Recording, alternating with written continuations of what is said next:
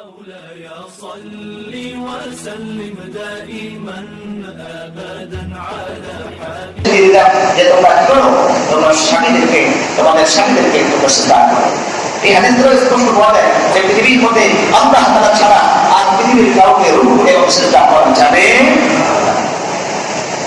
তোমরা বাজারে তোমরা বাবার দরবারে বটগাছকে বড় কোনো জিনিসকে সূর্যকে চন্দ্রকে রাত্রিকে তারকাকে কোন গ্রহকে সিজদা করা যাবে সিজদা করতে হবে একমাত্র তাকে আল্লাহ।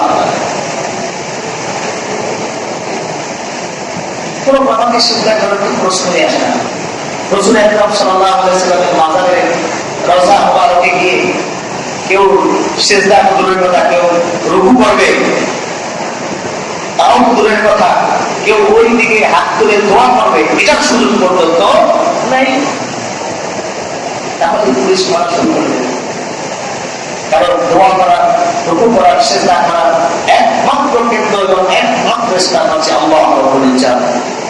চাওয়া রুকু করা সিজদা করার মালিক একমাত্র আল্লাহ। আল্লাহ ছাড়া কারো কাছে চাওয়া যাবে না, আল্লাহ ছাড়া অন্য কারোর সামনে মাথা নত করা যাবে না, আল্লাহ ছাড়া কাউকে সিজদাও করা যাবে না। সিজদার হক, রুকুর হক এবং প্রার্থনা করার চাওয়ার হক একমাত্র আল্লাহ।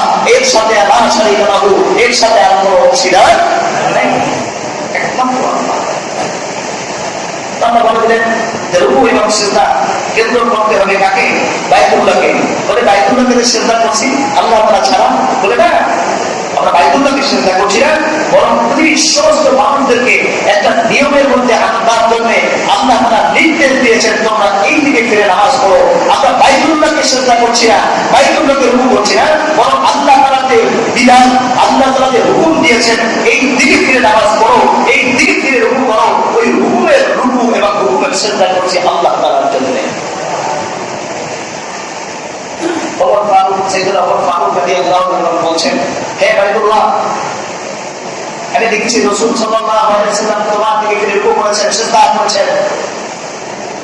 আমি জানি এটি আল্লাহ তাআলার হুকুম, কিন্তু আমার মনের হালাত হচ্ছে আমি যদি এই নির্দেশগুলো না থাকতো, হে বাইতুল্লাহ তোমার দিকে ফিরে রুকু সিজদা কোনো কিছুই করতাম না। কারণ আমরা তো রুকু করি সিজদা করি কাকে? আল্লাহ তাআলাকে। কিন্তু এখানে আল্লাহর নির্দেশ, রাসূলের নির্দেশ থাকার কারণে আমরা এদিকে ফিরে রুকু করি সিজদা করি। নয়তো বাইতুল্লাহ শোনো, হে কাবা তুমি শোনো, আমি জানি তুমি হচ্ছে গয়রুল্লাহ, তোমাকে সিজদা করা রুকু করা কোনো মানুষের জন্য অস্বীকারও জায়েজ হবে না, বরং তোমার দিকে ফিরে আল্লাহ নির্দেশ দিয়েছেন এবং রাসূল করেছেন, রাসূল নির্দেশ দিয়েছেন, আমরা শুধু নির্দেশকে ফলো করবার জন্য তোমার দিকে ফিরে রুকু করি এবং সিজদা করি। তাহলে তোমাকে রুকু এবং সিজদা আমরা করি না, আমরা জানি তুমি গায়ে রুকু। ওমর রাদিয়াল্লাহু আনহু বলছেন বাইতুল্লাহকে ইশারা করে।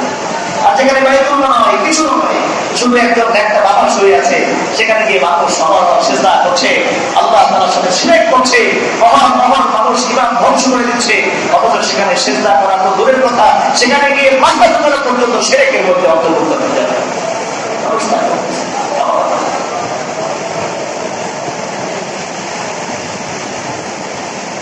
ইব্রাহিম আলাইহিস সালামকে কত নিয়ামত কাবাকে ঘিরে, বাইতুল্লাহকে ঘিরে আল্লাহ তাআলা দিয়ে দিলেন এবং আল্লাহ তাআলার জন্য আল্লাহ তাআলার কাছে ইব্রাহিম আলাইহিস সালাম দোয়া করলেন। আল্লাহ তো নিয়ামত দিয়ে দিয়েছেন, ওরা নিয়ামত দেওয়া হয়ে গেছে আগে, তোমার আয়াত হয়েছে পরে। আসলে আল্লাহ তাআলার নিজাম হচ্ছে দোয়া, মানুষ দোয়া করবে, এরপরে আল্লাহ তাআলা তাকে সমাধান করে দিলেন। কিন্তু এখানে দোয়ার আয়াত নিয়ে আসছে পরে আল্লাহ বলছেন যেটাই বলে বলে কি রব্বি জাআলনা জাবালান আমিনা ওয়ারযুকনা মিনাল সামারাত মান আমানা মিনহুম বিল্লাহি ওয়াল ইয়াউমিল আখির। এই আয়াতের মধ্যে আল্লাহ তাআলা বলছেন ওই যে বলে কি রব্বি জাআলনা জাবালান আমিনা, বুঝেন চেয়েছেন আল্লাহ তাআলা আয়াত পড়ে নিয়ে আসছেন, কিন্তু আসলে দোয়া পড়ে হয়েছে এরকম না, আয়াত পড়ে নিয়ে আসছেন আল্লাহ তাআলা এই কথা বোঝাবার জন্য যে এই নিয়ামতগুলো আমি ইব্রাহিম আলাইহিস সালামকে দিয়েছি। কখন? কিন্তু কোন ইব্রাহিম রব্বি জাআলনা